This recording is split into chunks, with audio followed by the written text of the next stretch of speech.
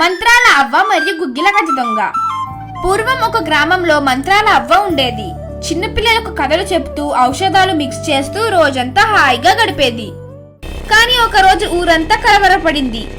ఒక భారీ ఏనుగు దొంగ ఊళ్ళోకి వచ్చాడు. అతని పేరు గుగ్గిల గజ దొంగ. అతను బలమైన ఏనుగు, కానీ అతనికి మాయ కూడా వచ్చేది. ఒక్క గర్జన వేస్తే పొలాలు అన్ని ఖాళీ అయ్యేవి. ఊరి కుర్రాళ్ళంతా తలదించుకొని కూర్చునేవాళ్ళు. ఊళ్ళో వాళ్ళు ఏమీ చేయలేకపోయారు. కాని మంత్రాల అవ్వ మాత్రం నవ్వుతూ తన కర్ర పట్టుకొని బయటకు వచ్చింది.